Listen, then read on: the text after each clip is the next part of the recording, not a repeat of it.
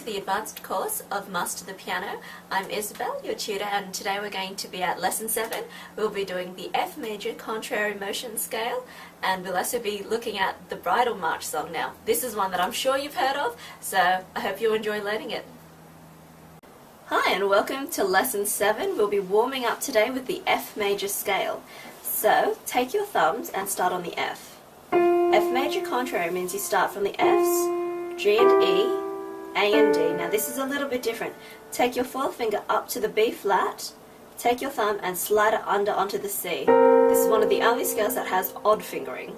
Now we take our thumb in the right hand onto the C and our second finger on the B flat. And then just keep moving out. Okay, now from here we're going to move back in. Left hand takes the B flat. Whoops. Right hand takes the B flat over here. Cross your third fingers. Let's try that again. Thumbs, 2, 3, 4 goes up, left goes under onto the C. Thumb goes onto the C in the right, takes the left hand on the B flat, and just move out. You'll notice the F major contrary, like the F major similar, doesn't use our fifth finger in the right hand. Now from here we're going to move back in. Left hand B flat, right hand fourth on the B flat. The ultimate goal of this is to make sure that your thumb is always on the C, no matter which hand it is. So you want to take your thumb after the fourth finger in the right hand, and take your thumb under on the third finger in the left hand. Okay, let's try that one more time.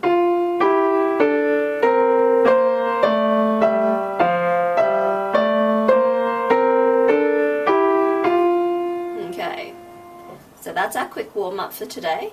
Now the song we'll be looking at today is called the Bridal March. Now I'm willing to bet you've heard this in movies, on TV, you may have heard it at your friend's wedding, at your own wedding. It's a very, very popular piece, and it was actually composed by Richard Wagner for an opera. I'll let you read about that on your own, but for now what we're going to do is actually try playing the song. So before we play anything, let's look at it and analyze it properly. What key is it in? Let's see, there's no key signature, there's no sharp sign, there's no flat sign next to the clefs. So this suggests to me that it could be in C major or the relative minor of A. For a quick check to make sure we can narrow down those choices, have a look at your last note or your last chord. In the right hand I play C, in the left hand I play C, E, G. Okay, what do you think? Is that A minor or is that more C major? I think it's more C major. We've got two C's in here and that's a C major tonic chord. So this piece is definitely in the key of C major. My time signature is a C. Now the C actually stands for common time.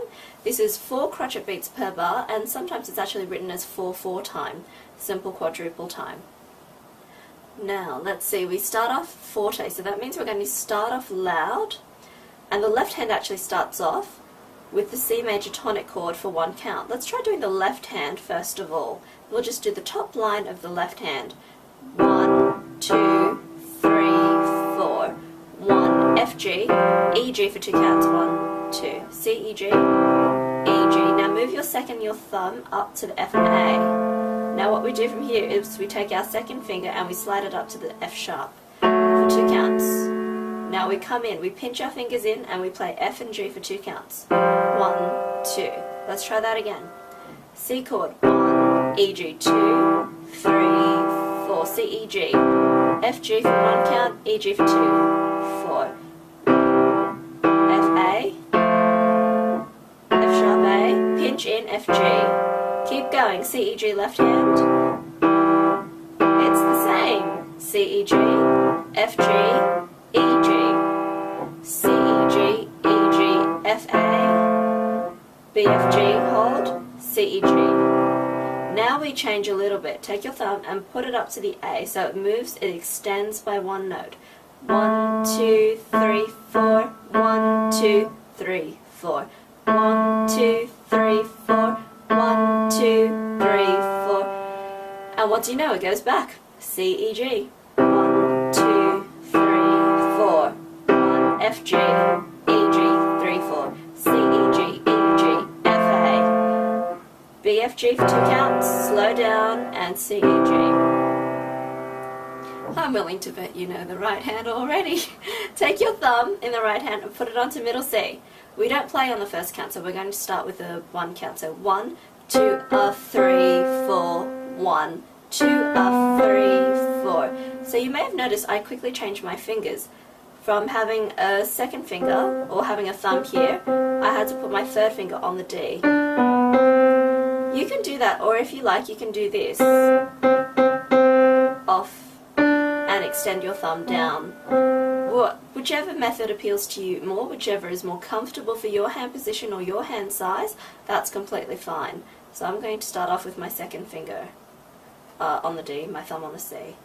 Off, 1, 2, off, C, F, F, E, D, C, crossover, B, C, D. Let's try that hands together and see what it sounds like. Chord in the left hand will go down on your first beat, so 1, 2, 3, 4. Left hand 1, 2, 3, 4. C chord 1, 2, 3, 4. F sharp A. Pinch in F G. Left hand C.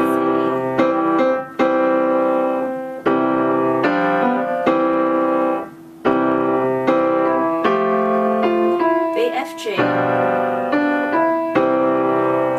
So you'll notice my right hand didn't move beyond this hand position, neither did my left.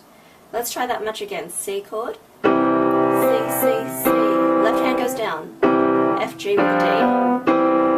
C chord, C, F, F sharp, pinch in, D, F, G.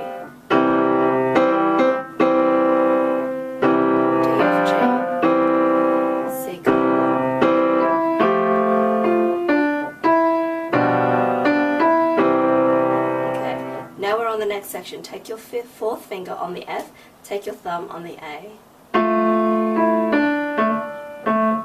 Thumb on the B, so it should be next to your A. So you want a third there, B and D. 4 on the F, thumb on the A.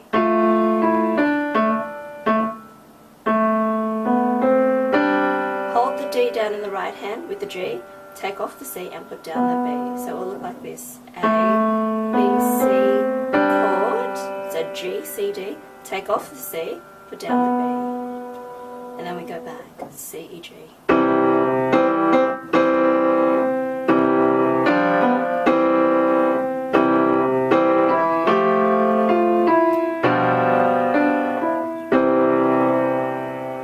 Okay, what we're going to do now is go through that whole song beginning to end with as much dynamic and as much legato line as we can, because again, remember, this piece is meant to be the march where the bride walks up the aisle, so we have to make it elegant, at the same time dignified and a little bit majestic, so we don't want to see her, bopping up the aisle.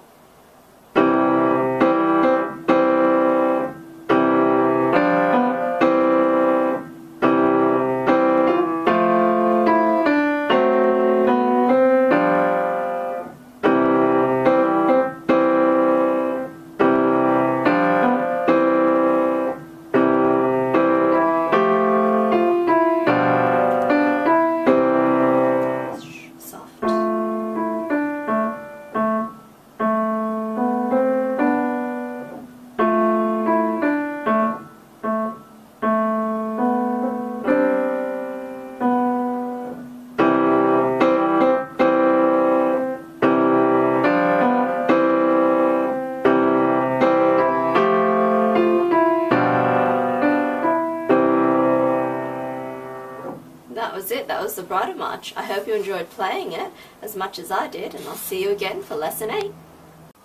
Well, that was Lesson 7 as well as the Bridal March. That's a beautiful, beautiful piece, and maybe someday you can play it for yourself, or maybe even for your children or your grandchildren when they get married. As an extra tip, you might want to try playing the melody hand, the right hand, 1 octave higher, so it sounds a little bit like this. It's really beautiful when it's nice and high, and you get a better contrast between the pitches, between treble and bass. I hope you enjoy. I'll see you next time. Bye.